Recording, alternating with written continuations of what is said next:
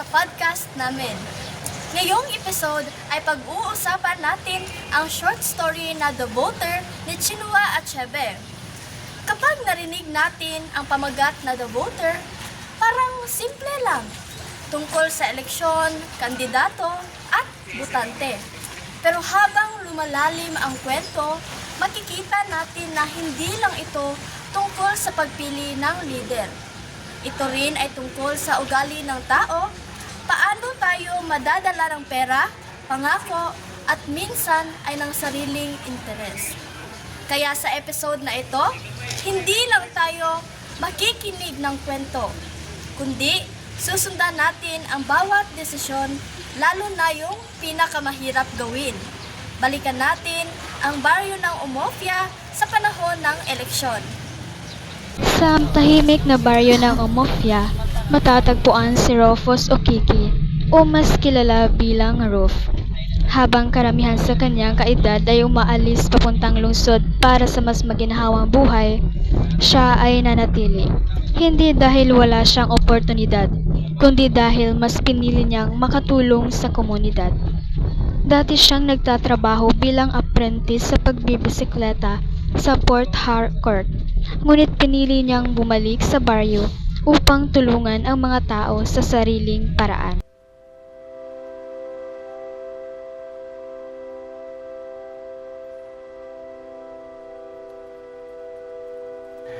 Alam mo, kung gusto lang ni Ruth, matagal na siyang nakaalis dito. Oo nga eh. Pero pinili niyang manatili. Hindi niya tayo iniwan. Hindi naman kasi pwedeng lahat umalis. Kung walang matitira, sino pang mag-ayos sa sitwasyon dito? Si Ruf ang pinagkakatiwalaan ng mga tao. Kaya nang dumating ang eleksyon, siya ang hinirang ni Marcos Ibi upang pamahalaan ang kanyang kampanya. Si Ruf ang nag-distribute ng maliit na pera sa mga botante, 2 shillings bawat isa, bilang paraan para makuha ang kanilang suporta. Sa kabilang banda, naroon si Marcos Ibi, isang dating guro na ngayoy politiko at ministro ng kultura. Bagamat mayaman at kilala sa baryo, bumalik siya upang ipakita ang kanyang kayamanan at ipangako ang kaunlaran. Mga kababayan, iboto niyo kung muli at sisiguraduhin kong uunlad ang ating baryo. Kakaroon tayo ng maayos na kalsada, kuryente at tubig at sisiguraduhin kong maunlad ang ating pamayanan. Parang paulit-ulit na yun ah. Oo nga, parang wala namang nangyayari. May pagdududa ang mga tao, ngunit nandyan si Ruf, ang pinagkakatiwalaan nila. Sa kanyang salita, unti-unting silang napapayag at nagkakaroon ng Pag-asa.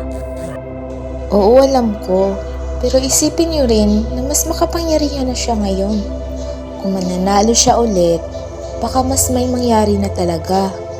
Ngunit sa likod ng mga salita at pangako, may isang bagay na mas mabilis kumilos kaysa sa konsensya, ang tukso ng pera. Isang gabi, may dumating na hindi inaasahang bisita. Ang kampo ng kalabang partido, ang Progressive Organization Party. Nilapitan si Ruf at inalok ng 5 shillings, higit sa ibinibigay niya sa kampanya ni Marcos. Uy, Ruf, alam kong Marcos ka pero kung buboto ka kay Maduka, bibigyan kita ng 5 shillings at kailangan mo manumpa sa ihi ng bata bilang tanda ng iyong katapatan. 5 shilling? At kailangan pang manumpa sa inyo? Oo, Ruf. At sa sandaling tanggapin mo, wala na tayong hihilingin pa. Kung nakumbinsi sa kanila ni Marcos, tapos ngayon, may Shelly at manunumpa ka? Ngayon, si Ruf ang sinubok. Siya ay nahulog sa tukso ng sariling pakinabang at pangako ng pera. Ang isip niya ay puno ng pag-aalinlangan. Dumating ang araw ng eleksyon. Pumasok si Ruf sa presinto, isang maliit, tahimik na silid. Wala siyang ibang kasama, kundi ang balota at ang konsensya niya.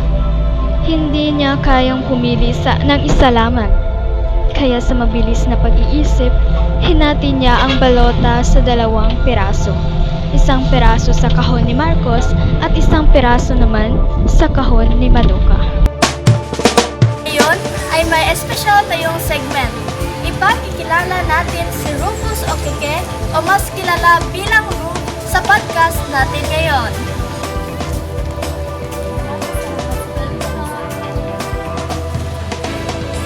Ruf, gusto kong tanungin. Nung hinarap ka ng tukso noong eleksyon, ano ang nararamdaman mo?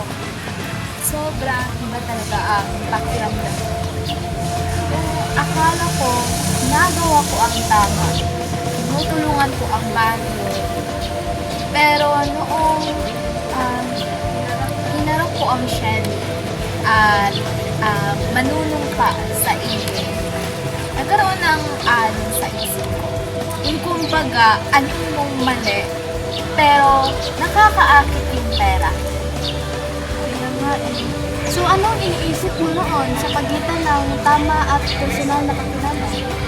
Iniisip ko na kung tuboto ako kay Marcos, baka may masamang mangyari sa akin.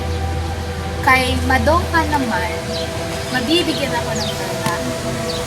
Pero sa huli, parang trinaydo ko sarili ko. Yung kumbaga, tama at mali, lahat na lang nahalo sila dalawa. Pero kung balikan mo, paano mo tinitingnan yung desisyon mo? Natutunan ko na kahit maliit o malaki ang isong dumating, hindi pwedeng i-kompromiso ang konsensya. Pero tao lang din ako, nadala rin. At siguro ang realidad sa eleksyon. Pero hindi lahat mali sa kandidato. Pwede rin sa mga pumipili. Tama. Dito natin nakikita na ang kwento ay hindi lamang tungkol sa balota. Ito ay tungkol sa tao, konsensya at hirap ng tamang pagpili. Actually, ang The Voter ay hindi lang tungkol sa tama at mali, kundi sa realidad na minsan pareho ng mali ang mga pagpipilian. Kaya ang tanong, kung ikaw si Ruf, maninindigan ka ba sa tama o sasabay ka sa agos kahit alam mong mali? Muli, ako ang inyong host at maraming salamat sa inyong pakikinig.